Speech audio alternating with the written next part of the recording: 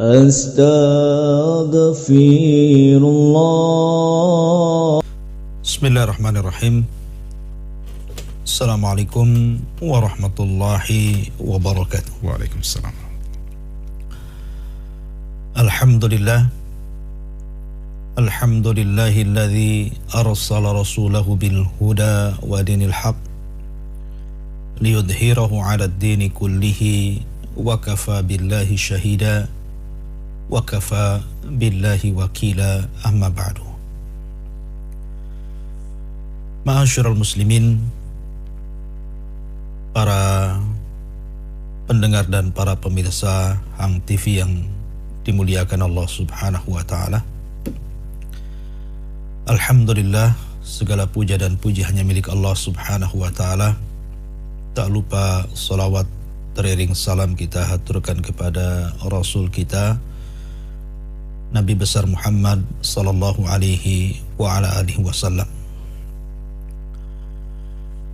Pembahasan di pagi hari ini kita akan mengambil ibrah dan pelajaran dari kisah Nabi kita Al-Mustafa Nabi besar Muhammad sallallahu alaihi wa ala alihi wasallam.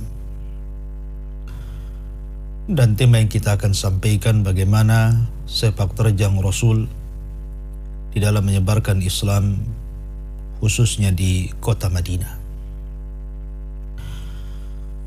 Kita tahu bahwa kota Madinah adalah kota suci kedua setelah Mekah Al-Mukarramah.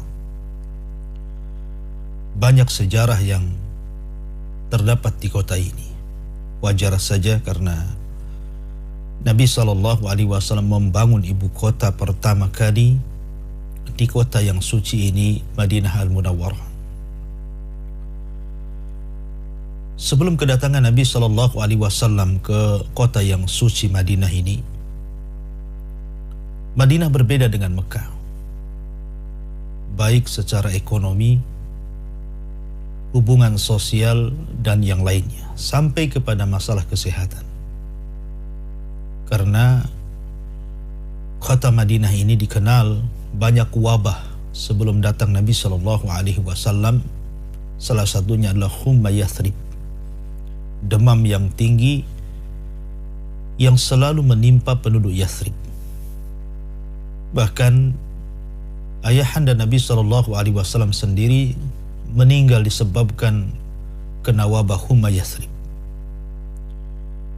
Bahkan para sahabat Nabi SAW ketika hijrah pertama kali ke kota Madinah, banyak yang terkena demam tinggi kota Yathrib ini. Seperti Bilal bin Rabah, sampai pingsan berkali-kali. Artinya secara kesehatan kurang baik. Berbeda dengan kota Mekah. Kemudian secara ekonomi, penduduk Madinah itu banyak orang yang susah kala itu.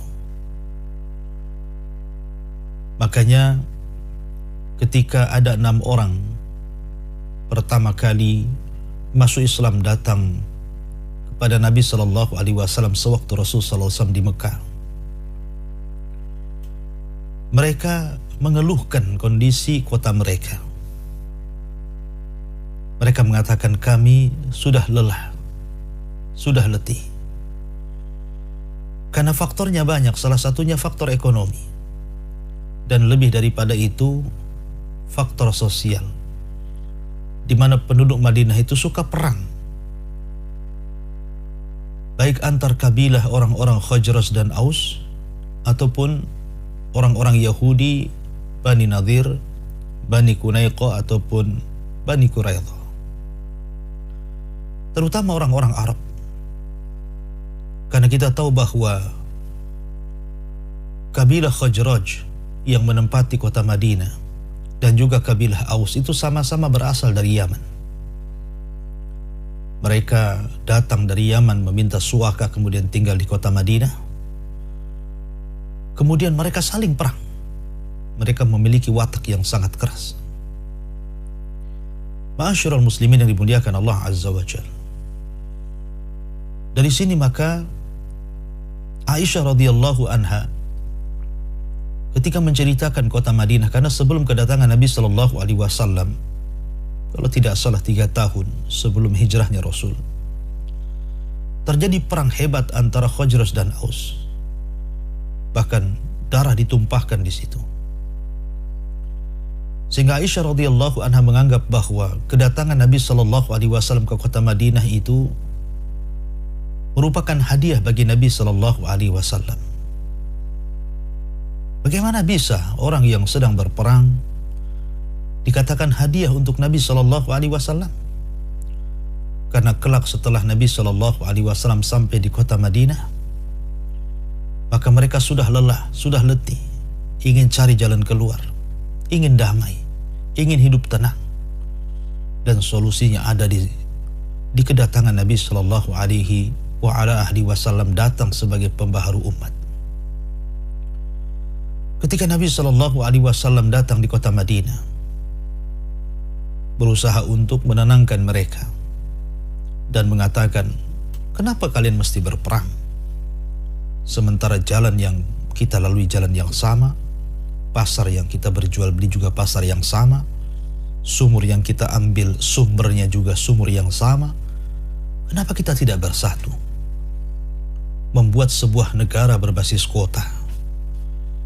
Dan kita hidup berdampingan untuk tidak saling menyerang. Maka tawaran Nabi sallallahu alaihi wasallam dengan pancaran akhlak yang dibawa Nabi sallallahu alaihi wasallam melembutkan hati-hati penduduk Madinah. Bukan hanya orang-orang Khazraj dan Aus, begitu juga orang-orang Yahudi sepakat untuk membuat negara berbasis kota yang kemudian ditulis bulir-bulir kesepakatan untuk saling melindungi, saling menolong, dan saling membantu sampai dikenal dengan Piagam Madinah. Ma'asyiral muslimin yang dimuliakan Allah Azza wa Jalla. Baik yang pertama kali yang dilakukan Nabi sallallahu alaihi wasallam ketika sampai saja dari Mekah ke Madinah adalah membangun sebuah masjid yang kita kenal dengan Masjid Quba. Masjid yang ma'ruf di daerah Quba sebelum Masjid Nabawi. Nabi sallallahu alaihi wasallam ingin mengikat manusia dengan hablum minallah, menambatkan diri dulu kepada Allah Azza wa Jalla sebelum hablum minan nas, sebelum hubungan sesama manusia. Karena kita tahu bahwa apabila hubungan kita baik dengan Allah Subhanahu wa ta'ala, maka kita akan baik hubungan kita dengan manusia. Dan dua perkara ini tidak bisa dilepaskan antara hablum minallah dan hablum minan nas.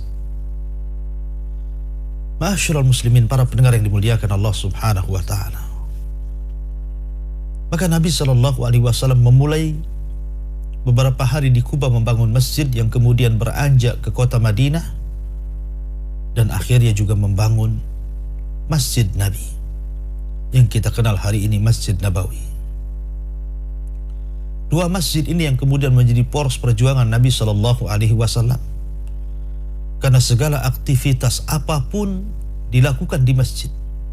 Bukan hanya belajar, sampai kepada latihan perang, membina manusia dalam ekonomi dan begitu seterusnya. Semua di masjid. Jadi masjid itu merupakan markas, pusat pelatihan. Pelatihan apa saja. Dan dari masjid inilah keluar orang-orang hebat, baik pakar ekonomi, pakar jihad, pakar-pakar yang lainnya. Karena Nabi sallallahu alaihi wasallam tahu bahwa masjid ini bisa untuk membina umat. Kemudian setelah Nabi sallallahu alaihi wasallam berusaha untuk mendekatkan manusia kepada Allah Subhanahu wa ta'ala dengan cara membangun tempat ibadah, maka Nabi SAW melihat masyarakat Madinah itu suka berperang. Karena sekali lagi sebelum datangnya Nabi SAW, Khazraj dan Aus itu selalu berperang. Dan perang terakhir 3 tahun sebelum kedatangan Nabi SAW banyak menumpahkan darah. Maka Nabi SAW ingin merekatkan hati mereka, ingin mempersaudarakan hati mereka. Maka langkah yang kedua yang dilakukan Nabi SAW adalah mempersaudarakan orang-orang Muhajirin dan orang-orang Ansar. Maka masyhur dalam sejarah, di antara yang dilakukan Nabi SAW untuk mempersaudarakan orang-orang Muhajirin dan Ansar, bahwa apabila Nabi SAW sudah mempersaudarakan dua manusia itu, Ansar dan Muhajirin, maka mereka telah menjadi saudara bukan hanya seiman, tetapi seolah-olah mereka diibaratkan keluarga. Karena seandainya salah seorang di antara mereka meninggal, maka mereka harus mewariskan hartanya kepada yang lainnya. Walaupun kemudian hukum ini dihapus setelah perang Badar, yang ada saling membantu. Salah satu kisah yang masyhur adalah kisah Abdurrahman bin Auf radhiyallahu anhu. Dia dipersaudarakan oleh Nabi SAW. Abdurrahman ini orang kaya, pembisnis ulung. Tetapi ketika datang ke kota Madinah, hartanya semua habis dirampas orang-orang musyrik, sehingga tinggal pakaian yang melekat di badan dan pedang yang dibawanya. Maka datanglah Nabi SAW mempersaudarakan Abdurrahman bin Auf dengan Sa'd bin Rabi.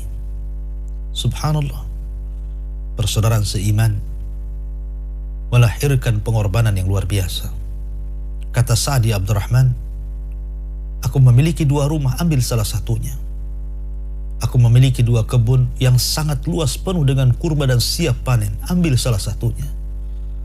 Aku memiliki beberapa istri, pandanglah mereka. Karena ketika itu belum ada ayat hijab. Mana yang kau lebih sukai, ku ceraikan dia, tunggu masa idahnya, nikahlah dia dengan mantan istriku. Tapi Abdurrahman bin Auf menolak dan mengatakan, barakallahu fi ahlik wa malik. Semoga Allah Subhanahu wa ta'ala memberkahi hartamu dan keluargamu. Dullani ala suq, tunjukkan pasar kepadaku.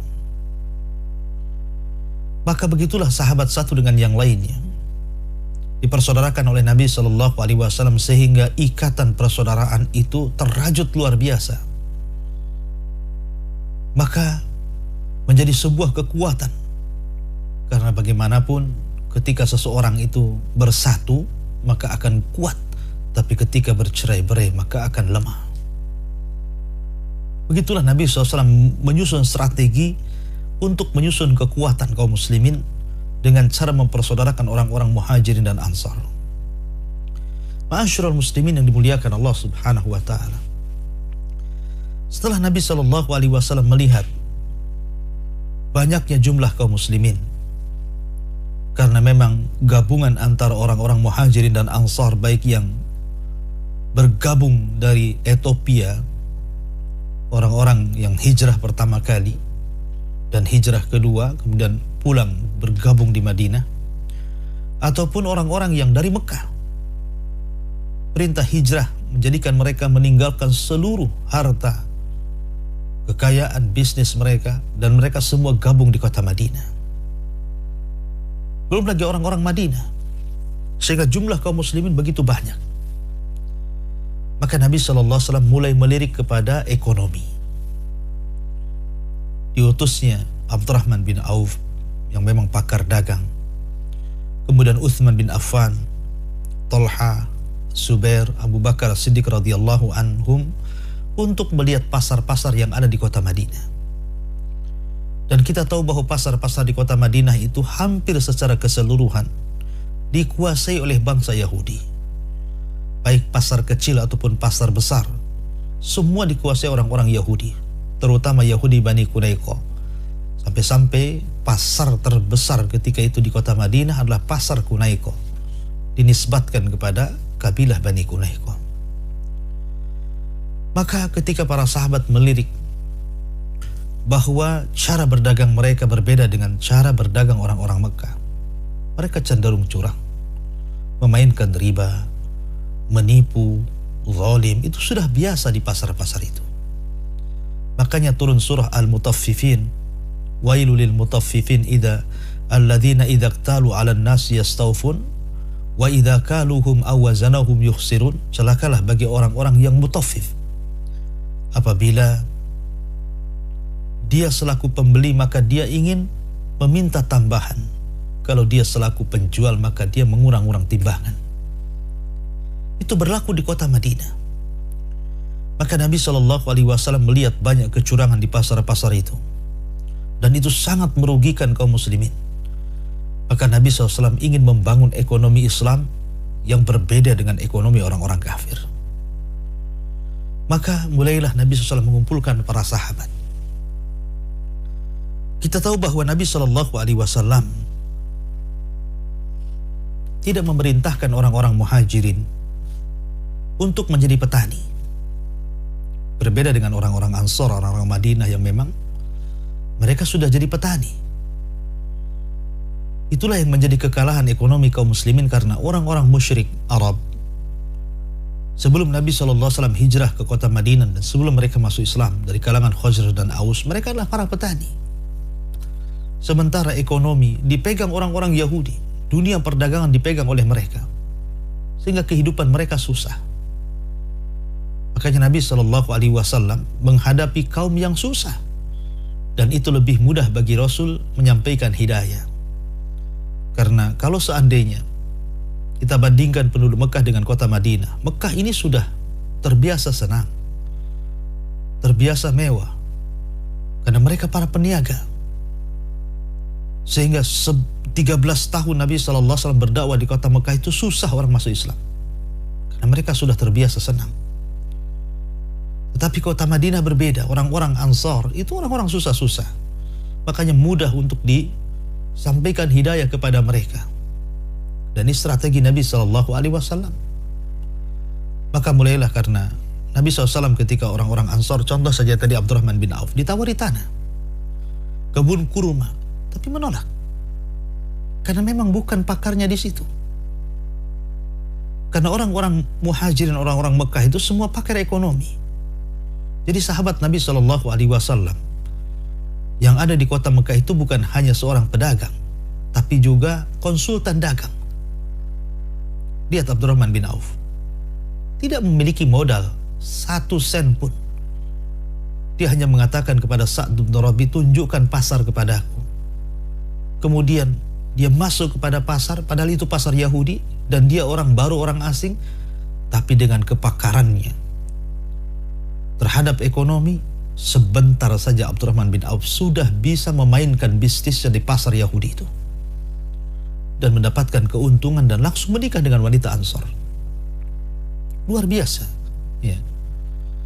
Maka Nabi SAW ingin membangun ekonomi karena melihat orang-orang Mekah itu mereka para peniaga, sementara orang Madinah para petani.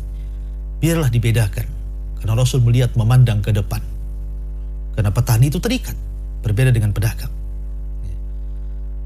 Maka Nabi SAW mulai membangun pasar yang ketika itu pasarnya berdekatan dengan pasar seorang Yahudi namanya Ka'ab ibn Ashraf. Buat pasar Rasul, pakai tenda-tenda gitu. Rupanya Ka'ab bin Ashraf, seorang Yahudi, marah dan mengamuk. Sampai akhirnya pasar itu dihancurkan, tenda-tenda dihancurkan oleh Ka'ab bin Ashraf. Tapi Nabi SAW terdiam saja, karena memang kaum muslimin belum kuat kala itu. Akhirnya Nabi SAW mendapatkan wakaf kembali dari seorang Ansar, tanah yang sangat luas, di mana tanah ini berhadapan dengan pasarnya Bani Qunaiqah.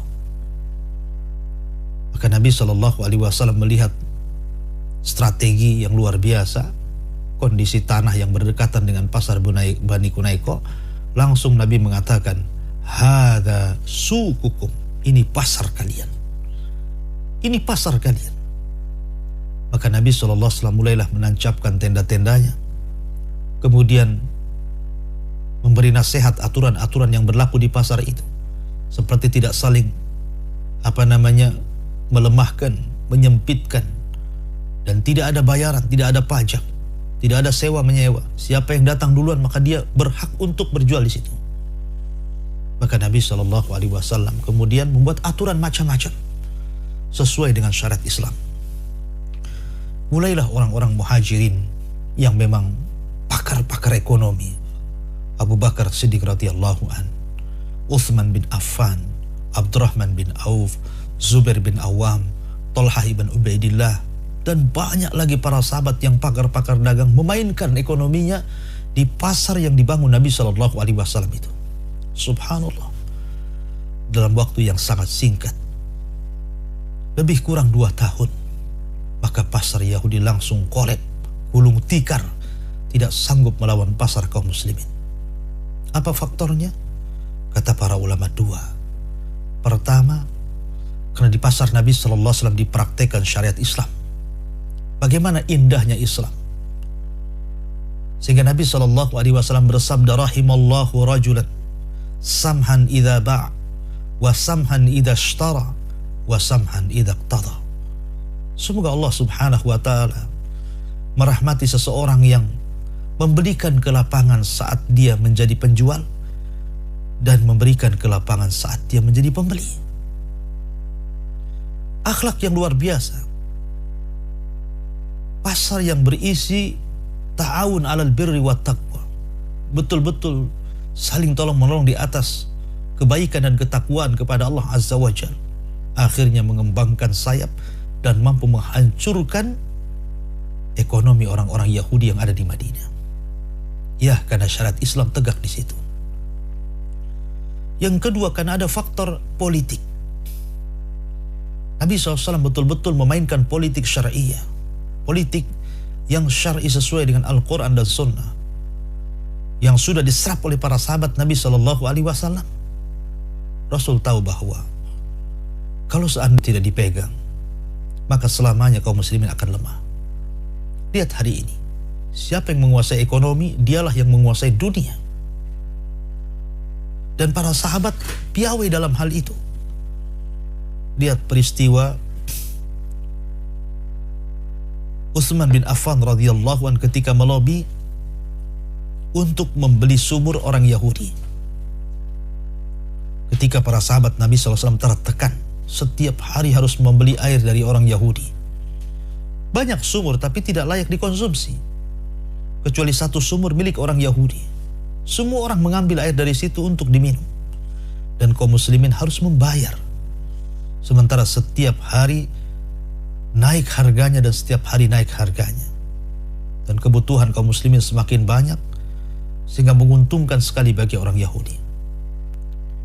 Maka Nabi SAW melihat tertindasnya kaum muslimin dalam masalah air bersih ini.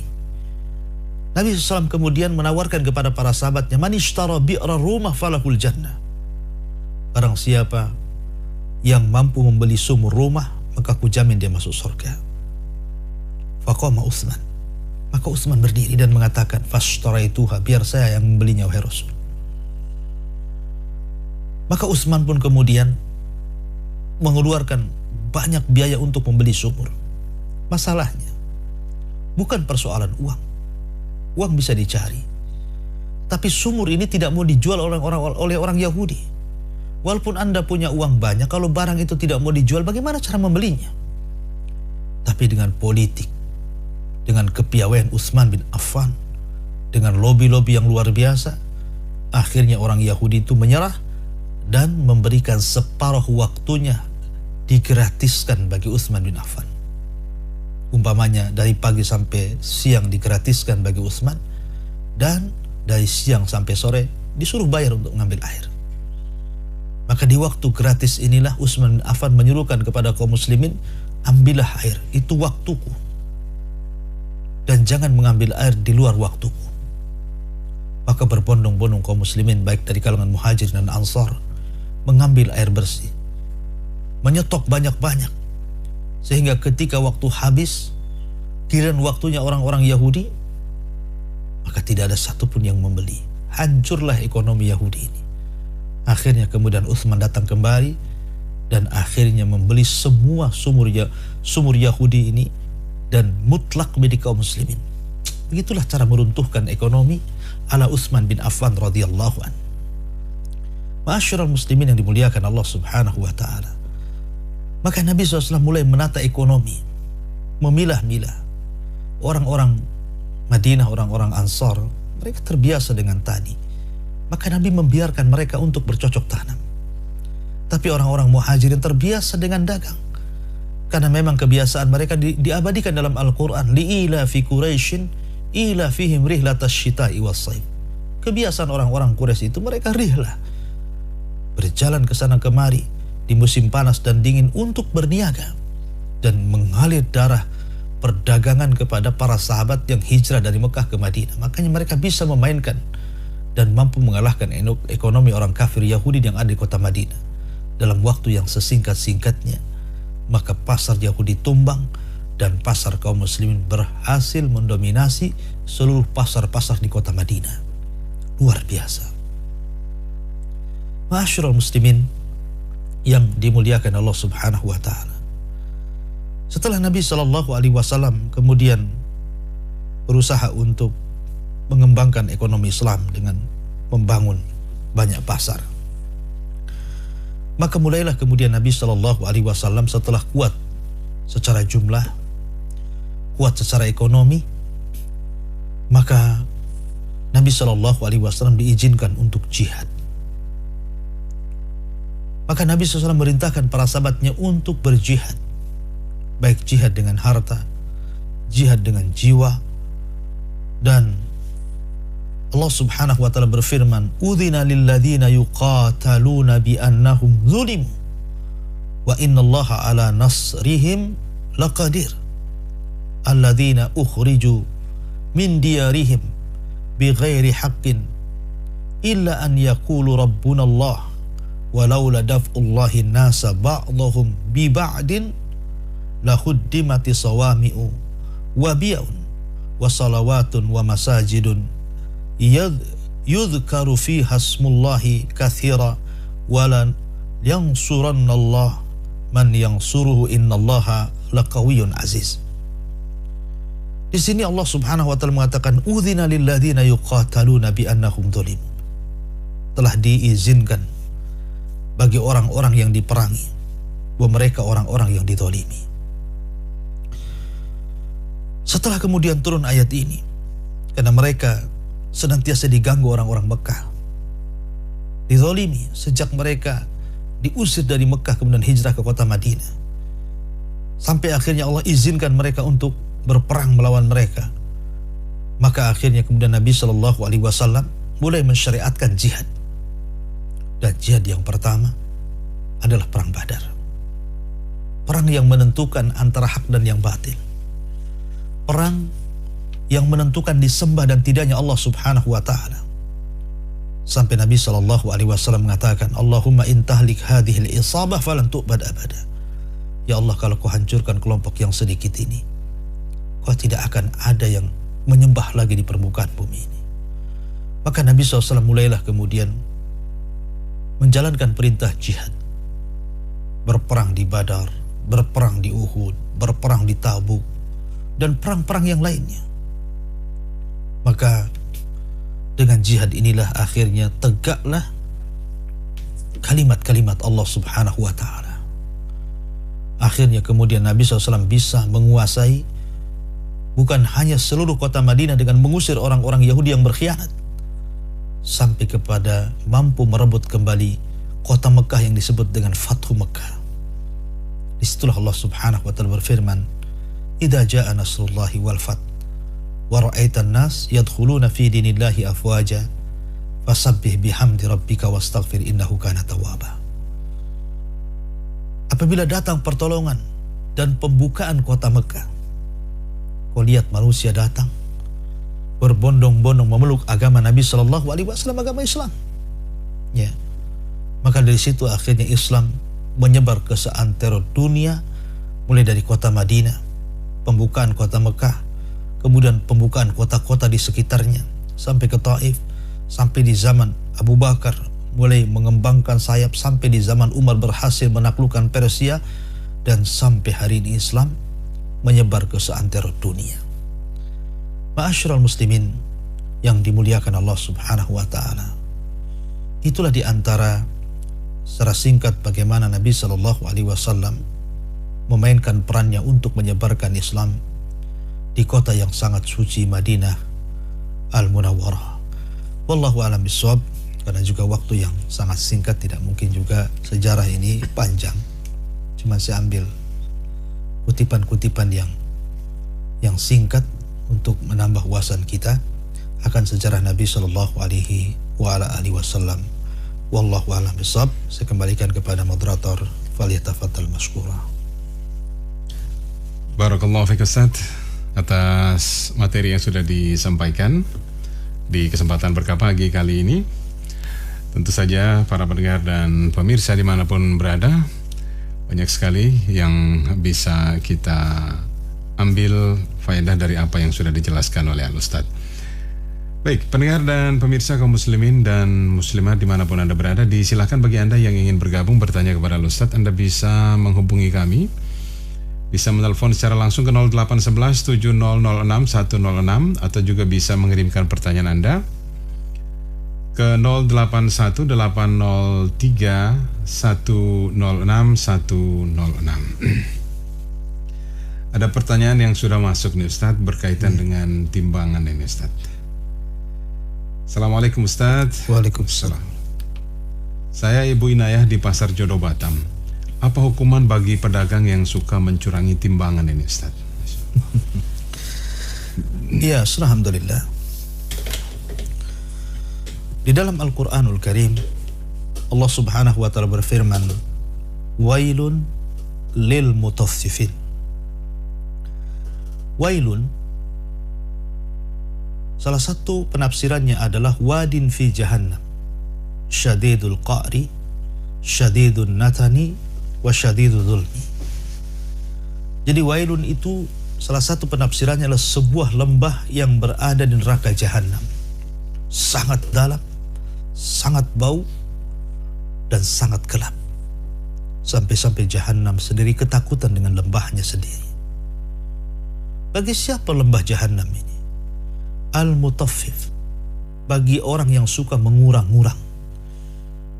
Kalau dia statusnya pembeli, dia minta ditambah, mengurangi hak penjual. Kalau dia sebagai penjual, dia berusaha mengurang-urang timbangan, takaran, dan literan, mengurangi hak pembeli. Itulah mutaffif. Nabi SAW ketika menasihati orang-orang muhajirin, kata Nabi SAW, khamsun idza btulitum bihinna wa a'udzu billahi an tudrikuhun. Ingat 5 perkara, jangan sampai menimpa kalian, dan kalau sampai menimpa kalian, aku berlindung kepada Allah Subhanahu wa Ta'ala. Salah satunya kata Nabi SAW, lam yankusul mikyala wal mizan illa uhidu bis sinin wa syiddatul ma'unati wa jawri sultan. Kata Nabi SAW, tidaklah kalian curang dalam jual beli, suka mengurang-urang takaran, menukar-nukar timbangan, mengurang-urang timbangan, mengurang-urang meteran, kecuali akan dikuasakan kepada kalian 3 azab. Pertama, akan dikirim paceklik yang hebat kepada kalian. Yang kedua, akan disusahkan ekonomi kalian. Yang ketiga, akan dikirim pemimpin-pemimpin yang zalim kepada kalian. La haula wala quwata illa billah. Lihat dari 2 dalil ini, Quran dan hadis Nabi SAW, cukup bagi kita. Bahaya orang yang suka mengurang-urang timbangan ini. Bahkan ketika sebagian para sahabat Nabi SAW di zaman itu diperintahkan Nabi SAW untuk jujur dalam jual beli, karena bagaimanapun Rasul mengatakan at-tajirus saduq ma'an nabiyyina wasyuhada wassalihin yaumal qiyamah. Pedagang yang jujur itu bersama para nabi, bersama para syuhada, dan bersama orang-orang saleh nanti pada hari kiamat di surga. Ketika itu para sahabat mengatakan, ya Rasulullah, kalau kita kemudian tidak menyaingi orang-orang Yahudi dalam berjual beli, maka untung kami akan semakin sedikit dan untung mereka besar. Bagaimana caranya kita menaikkan untung kita? Kalau kita tidak curang. Maka Nabi SAW mengatakan, kalau begitu, lebihkan takaranmu. Sahabat heran, karena begini, pas takaran saja untungnya sedikit, gimana dilebihkan takarannya? Makin sedikit untungnya. Logikanya kan seperti itu. Tapi para sahabat tidak paham di balik perkataan Rasul, tambah lagi. Karena Nabi SAW mengatakan, ma naqasa min malis sadaqah, tidak mungkin berkurang harta yang disedekahkan. Jadi ketika Anda seorang pedagang, kemudian Anda menjual beras, menjual buah-buahan, ada orang yang membeli 1 kilo, Anda tambah lagi 1 on. Berarti hakikatnya Anda sedang membuka pintu rizki dengan cara sedekah. Dengan cara sedekah. Tapi kalau Anda seharusnya 1 kilo kemudian Anda kurangi, gitu kan, berarti Anda sedang menutup pintu sedekah. Dan pintu sedekah berarti Anda menutup pintu rizki. Maka paradigma kapitalis berbeda dengan paradigma Al-Quran. Ya, kalau paradigma kapitalis ya, bagaimana caranya untung sekecil-kecilnya, kemudian modal sekecil-kecilnya, untung sebesar-besarnya. Sehingga mereka yang penting untung bahasanya. Mau curang, mau ini, mau itu, itulah kapitalis. Berbeda dengan Al-Quran. Al-Quran itu mengajarkan kepada kita sesuatu yang secara nalar terkadang tidak masuk di akal. Tetapi Allah subhanahu wa ta'ala dzu fadlin azim. Dialah pemilik karunia yang banyak. Kekayaan Allah subhanahu wa ta'ala tidak terhingga. Terkadang Allah memberikan rizki min haitsu la yahtasib, dari arah yang tidak disangka-sangka, yang kita tidak tahu. Salah satunya bukalah pintu itu dengan sedekah. Tambahlah dagangan itu. Ya, kalau Anda jual duku, jual salak, jual jeruk, ada orang beli 1 kilo, tambah 1 biji, 2 biji. Niatkan sedekah, ya, supaya pintu rezeki dibuka lebar-lebar. Ma'asyiral muslimin yang dimuliakan Allah Azza wa Jalla, maka bahaya orang yang mengurang-urang timbangan, takaran, dan ini bahayanya bukan hanya Anda selaku pedagang saja, tapi kalau musibah itu datang, maka membahayakan semua orang. Karena Nabi SAW mengatakan, lam yangkusul mikyala wal mizan, ketika mereka mengurang-urang takaran dan timbangan, illa ukhidu, kecuali mereka akan diadab bisinin dengan paceklik. Tidak turun hujan, hujan akan susah turun, bahayakan orang ramai. Ya, wasyiddatul mauna, susah ekonomi. Akhirnya Allah subhanahu wa ta'ala akan sulitkan ekonomi bagi kaum muslimin. Bahkan lebih dari itu, wajauri sultan, akan dikirim kepada mereka pemimpin-pemimpin yang zalim. Wallahu a'lam.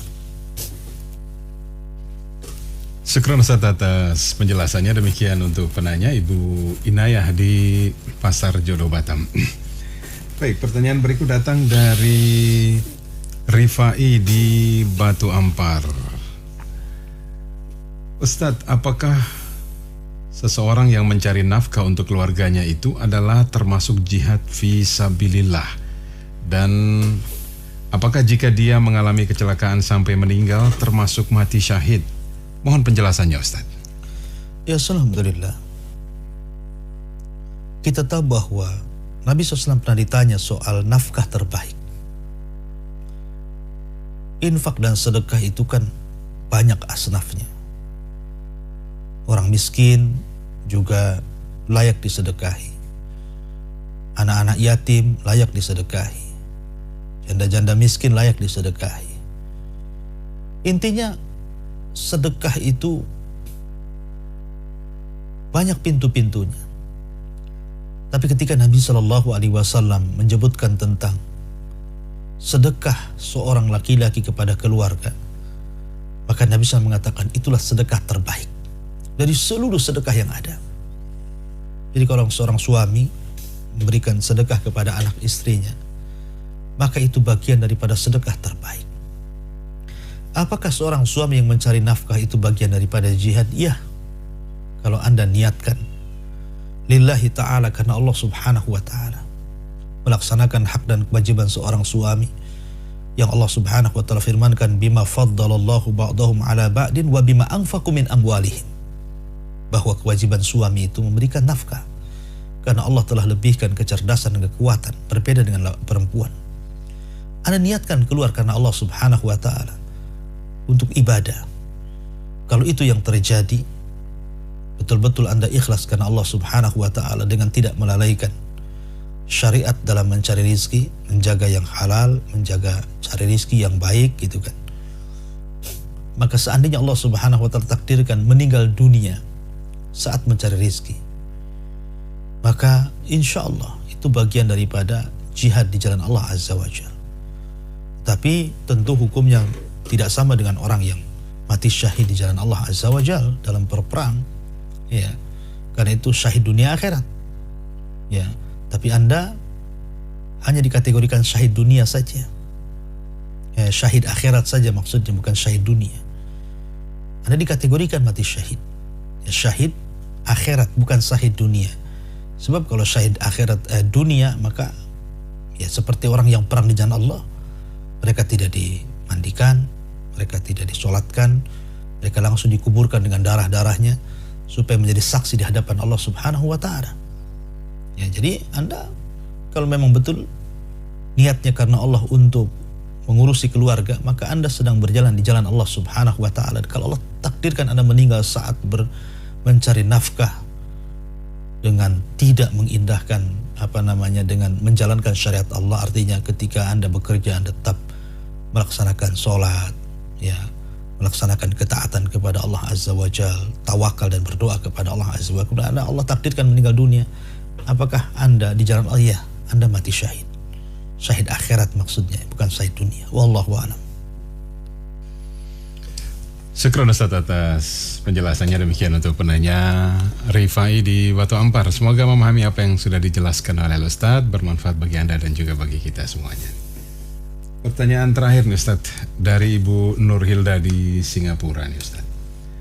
Memperbanyak untung, apakah hal yang dilarang nih Ustaz? Semisal di warung lain menjual dengan keuntungan 5.000 dan di suatu toko mengambil untung 7.000 sampai 8.000 nih Ustaz. Mohon pencerahannya Ustaz. Iya, alhamdulillah. Sebenarnya mengambil untung sebanyak-banyaknya, selama tidak menyelisih kaidah dagang jual beli dalam Islam, tidak ada masalah. Cuman kalau mengambil untung dengan cara zalim seperti ihtikar umpamanya, menimbun, ya, dan itu tradisi orang-orang kafir, itu ekonomi kapitalis seperti itu, ya. Ihtikar itu menimbun, ketika banyak barang dia ambil, ketika tidak ada barang dia keluarkan, timbun dulu baru dikeluarkan supaya dapat untung banyak. Itu tidak boleh menzalimi orang lain, ya. Tapi kalau seandainya memang Anda ini piawai dalam berjual, dalam berniaga, mengambil untung tanpa menyelisih syariat jual beli, tidak ada masalah, ya. Masalahnya Nabi SAW bersabda, rahimallahu rajulan samhan idza ba wa samhan idza ishtara. Semoga Allah merahmati orang yang melapangkan saat menjadi penjual dan melapangkan saat menjadi pembeli. Ketika Utsman bin Affan radhiyallahu an ditanya tentang rahasia kekayaanmu, dari mana? Utsman itu kaya raya. Ketika di Madinah orang paling kaya Utsman itu. Makanya kenapa dia bisa membeli sumur Yahudi, dia bisa mendanai perang Tabuk, ya, dia bisa meluaskan Masjid Nabawi. Luar biasa kekayaannya Utsman bin Affan itu. Jadi ada orang bertanya kepada Utsman, ya Utsman, ya, masyirul ghina, apa rahasia kayamu? Ya, kok kamu bisa kaya gitu kan? Maka lihat, salah satu petikan ucapan Utsman mengatakan, fa inni u'alijuhu wa unammi wala azdari ribhan wala ashtari syekhan wa ja'altu ra'sa ra'saini. Lihat perkataan Utsman. Dia mengatakan, rahasia kekayaanku yang pertama karena aku terjun langsung dalam bisnis itu. Aku tidak mewakilkan kepada orang. Aku terjun langsung, aku pegang langsung bisnis itu. Supaya punya pengalaman. Ya, tidak langsung merekrut karyawan gitu maksudnya. Yang kedua, wa unammi, aku kembangkan. Maksudnya aku kembangkan itu, kalau mendapatkan keuntungan ku bagi 3. Sepertiganya untuk modal, sepertiganya untuk makan keluarganya, dan sepertiganya disedekahkan. Kemudian yang ketiga, wala azdari ribahan, aku tidak banyak mengambil untung. Aku tidak banyak mengambil untung, artinya aku tidak meremehkan untung sekecil apapun. Yang penting untung, ya. Karena terkadang saya punya barang, ditawar orang, sudah untung, kadang-kadang nggak mau dijual. Nunggu ada pembeli lain supaya untungnya lebih banyak. Kan ada orang seperti itu, menyusahkan diri. Yang penting ada untung, tetapi juga jangan meremehkan untung sekecil apapun. Wala ashtari syekhan, aku tidak mengambil produk-produk lama. Aku membeli produk-produk baru, karena terkadang orang kalau contoh saja sayuran gitu kan, kalau sudah sudah siang, sudah nggak layu. Kadang-kadang ada yang seger nggak gitu bahasanya. Artinya kata Utsman, saya membeli produk-produk baru, saya nggak menjual produk-produk lama. Kemudian waja'altu ra'sa ra'sain. Terkadang aku menjadikan satu modal menjadi dua modal. Seperti kalau punya tanah satu kapling, dibelah jadi dua gitu kan. Jadi dua kapling walaupun kecil-kecil meterannya kan. Tapi kan jadi dua kapling, mungkin harganya akan lebih dapat untung banyak dibandingkan hanya dijual satu kapling. Intinya bahwa itu contoh-contoh saja. Tapi salah satu perkataan Utsman dan juga persis seperti Abdurrahman bin Auf ketika ditanya, dari mana kekayaanmu? Dia mengatakan, karena aku tidak pernah mengambil untung banyak. Itu rahasia dagang, itu sahabat Nabi gitu ya. Ya, sebab banyak juga peristiwa, ada jual mobil, udah ditawar, untungnya sudah ada tuh. Tapi kadang-kadang ditahan-tahan, akhirnya lama-lama nggak kejual, malah akhirnya asal ya sudahlah yang penting laku. Itu kan banyak terjadi. Dan itu yang dilakukan Nabi SAW. Rasul tidak mengambil untung banyak. Makanya kemudian cepat habis dagangannya dan cepat berputar. Dan itu pula yang disukai penduduk Syam ketika Nabi SAW menjual produk Mekah kepada mereka. Ataupun sebaliknya, disukai oleh penduduk Quraisy ketika Rasul menjual produk-produk Syam. Karena Rasul tidak banyak mengambil untung banyak. Tapi pada dasarnya mengambil untung itu boleh-boleh saja. Tapi kalau kita melihat bagaimana bisnis Rasul dan para sahabatnya, tidak demikian gitu maksudnya ya. Wallahu a'lam bishawab.